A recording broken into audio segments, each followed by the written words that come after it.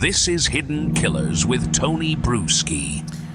Over the last several days, Vallow Daybell's murder trial in Arizona has been underway. Jurors have watched something rarely seen in a courtroom. An accused killer acting as her own attorney while calmly questioning her grieving brother and the sister of her dead husband. There were no outbursts, no gasps from Lori, just flat and neutral. As family members laid out disturbing details, like Lori declaring her husband Charles had been overtaken by an evil spirit named Ned, or that she mailed Charles ashes via FedEx like it was an Amazon return. What stood out just as much was what Lori was saying was what she wasn't saying. Lori didn't challenge the talk of zombies or spiritual possession or casting out of demons. She just kind of let it all hang out there in the air, unanswered. So how do we begin to unpack the psychological meaning of her behavior? That's why we have Robin Dreeke here, retired FBI special agent and former chief of the Counterintelligence Behavioral Analysis Program. Robin, let's start with Lori. And I know you had a chance to watch some of the trial this week, from her opening arguments to cross-examining witnesses that the state has brought up. Before we go into specific clips and pieces of this, what's been your overall reaction thus far? I'm sorry, I'm chuckling, even I shouldn't be. I'm giving my very unscientific approach to some of these things sometimes, but just my emotional impact.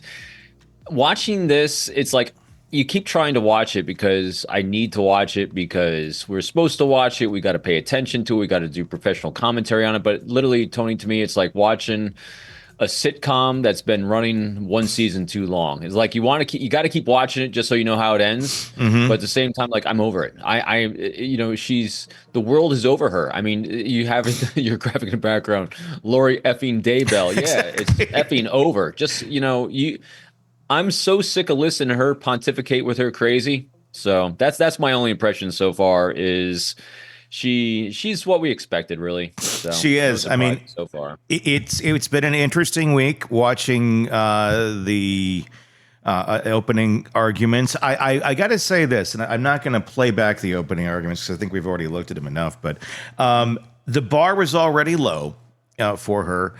I got to say, she's doing better than I expected. Not that she's doing great or good or anything, but it's like she's at a level of terrible, not at like the, oh my God, dumpster fire terrible, but at terrible. She's a step above dumpster fire. And I like that aspect of it too, Tony, is the fact that, I mean, I'm intellectually honest enough too. Is like, I think she's doing better than I would have done defending myself. I wouldn't even try it. Yeah. So, I give her a plus up for at least high levels of narcissism, thinking she could do it, because she's actually doing better than we all anticipated, because I expected full on crazy. It's the same goofy shit. And whereas we have goofy and we have a lack of remorse and a lack of all this. And I did hear one defense attorney actually get on the news and say she's actually doing what a regular defense attorney would do, even though it's coming from her. So it sounds weird to hear her arguing or at least going over 500 points with family members and friends about killing her kids and conspiring, with her brother to kill her husband. I mean, it's just kind of weird. Yeah, it doesn't. The narrative is so weird because she is the attorney, and I've been having a hard time trying to figure out what direction she's going. But I actually think she does have somewhat of a direction she's trying to go into. It doesn't, at the end of the day, argue her conspiracy, her role in the conspiracy, really at all. Other than what it appears to be is she's trying to get out there. Did anyone ever see or hear her talking about killing Charles Vallow Daybell with Alex Cox? That seems to be what she keeps trying to drive forward and get to that point, come hell or high water, or whatever bizarro conversations she brings up in these cross-examinations, including like digging into a woman who went on a date with her husband. It always seems to kind of go back to there. And, if you're going to try and give her a challenge, okay, here's what you need to get across, Lori, go for this. She seems to be attempting to do that. Will it work? Probably not, but Yeah, and you bring up a really fair point there, I think, Tony, and I do agree with it. She keeps challenging, did you ever see or hear me conspiring to do X, Y, and Z? Yeah. I think she's making a fair point because I don't think because she's so her and Chad were just so delusional that these just became assumed truths in their lives. They became assumed, actions others would take as they're trickling and leaking information to others about how things should play out. In other words, they didn't say kill anyone, but dark spirits and should be eliminated. See what I mean? Yeah. So I think she's in a world of rationalization and wordplay. So she's being very specific. Did you ever see or hear me say that? Because most likely, maybe she probably didn't. Just like she didn't say to Chad, we need to make all our money by killing people so we can actually have all their life insurance policies.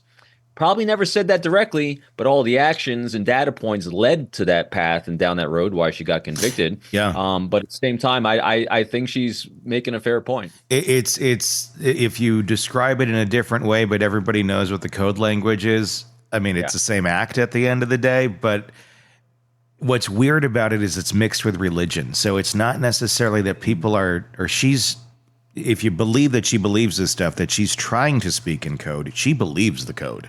She believes the code is the actual reality of it. And the reality is more so just the byproduct. And it happens to be that they're dead, so I get some money. But if they didn't turn into zombies, I would never have wanted to do that. It just happens that they had to die, so why not take the money? And that seems to be kind of the reasoning in her brain anyway. Absolutely. And everyone else out there, and that's why I get the feeling of this, what she's doing in the trial is I don't think she's so much defending her innocence or guilt. She's, in her mind, informing the rest of the world how you all are idiots because you don't get it like I do. Yeah, exactly. And in between that, getting really upset with someone that went on a date with Charles as she was cheating on him and conspiring to allegedly murder him. Let's take a look at this fun moment from court just the other day. Would you have gone on a date with him if he would have said he was married? If I would have realized how married he still was, maybe or who not. he was married to. But I just met for dinner. I wasn't sleeping with him or anything. Do you go on dates with married men? I'm going to Not naturally? argumentative. I'm going to also object under 611 for harassment. All right. I'll sustain the objection. Your Honor, do I not have a right to cross-examine this witness for what she has already testified to? You can cross-examine her about what she's testified to. So you did go on a date with a married man, I went on a date with Charles. but you did not know he was married. I knew his divorce was not final. His divorce was not started. Okay. Okay. So in your text messages, you asked Charles if he was a good kisser. Is that correct? Maybe, sure. Did he answer that text message? I'm gonna sure. object to I'm sure he did. relevance. Again, 611 harassment. I'll sustain the objection for relevance and hearsay.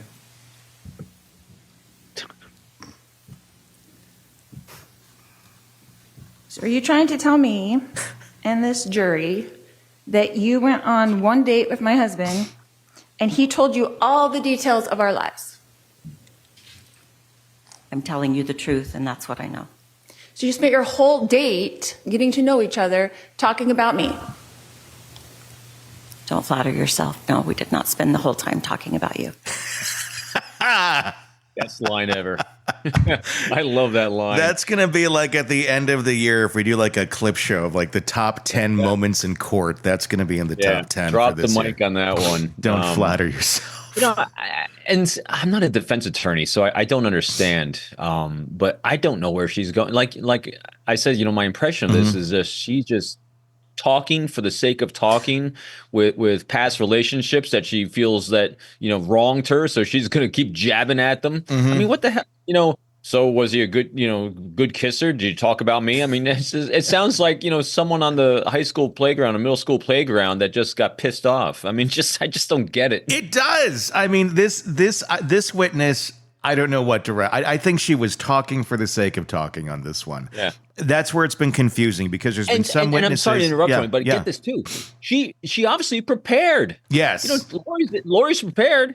She knows exactly what she wants to say, but she's just saying it for the sake of saying it. There's no reason to say it. It's just I know. wacky. She's been sitting there in court. She's been sitting in that cell, steaming on this one. I'm sure, going that bitch. She went on a date with my husband, and I've got to stop laughing because it's like it doesn't matter that she's about to kill him or like conspire to kill him allegedly.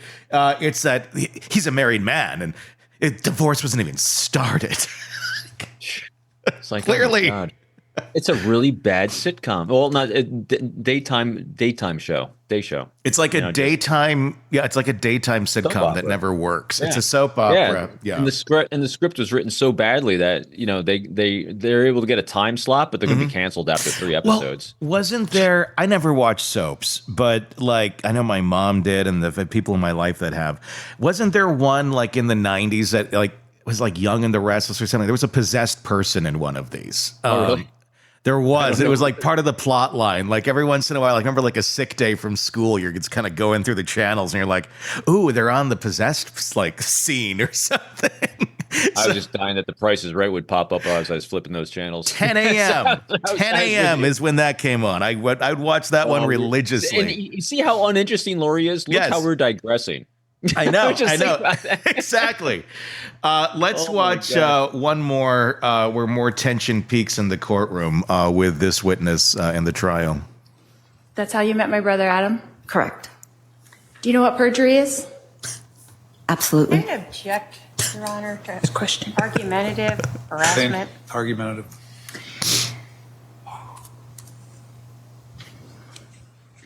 How long was this conversation that you had with my brother at the pickleball tournament? A couple of minutes, maybe less. And how many times had you communicated with him before that? Only that message on that dating app. Besides that, One message, one time? I don't remember. I think he messaged me back, and it didn't continue. So just the one day then? Maybe several messages in one day? I might have sent him one other message, but it was just one interaction, and there was nothing further. And you did not schedule a date with him? I did not. Okay. Have you ever spoken to Brandon Boudreau?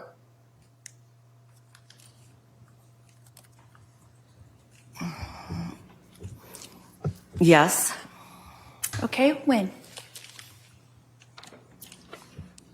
He attends the same church that my daughter does, and he happened to be at their house briefly, and I didn't really speak to him. I just knew that that's who he was.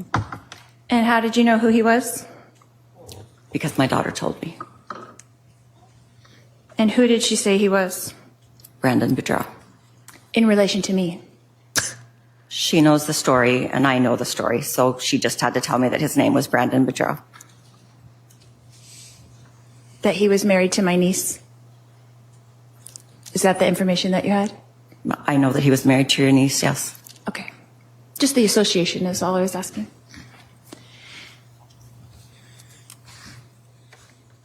And you did speak to him that time? Well, I don't believe I spoke with him. None of it makes any sense in that one, other than it was like, why do I care? I mean, it just that's what I'm saying. It's just like, you had the first season, which was her original trial, her and Chad, and there's some, kind of a lot of horrendous things with the children and the text messaging and the crazy that came out, and they got you hooked on season 1, and you're waiting for season 2, and they got a new writer, man. They lost them all to strike. This is just like, why am I watching this? Why is the government allowing their resources of money, time, and energy to be spent on? Now I get it. the other things I said, I saw it too, and I totally understand it. Since her original conviction's an appeal, the likelihood is slim to none. But at the same time, you want to double down just to make sure that she will spend the rest of her life behind bars, because she is a nutter that killed her kids. And just in case the other one does get to appeal and get overturned in some weird remote way, you got to make sure that no crazy comes back out. Want more on this case and others? Then press subscribe now and don't miss a moment of true crime coverage from Tony Brueski and the Hidden Killers podcast.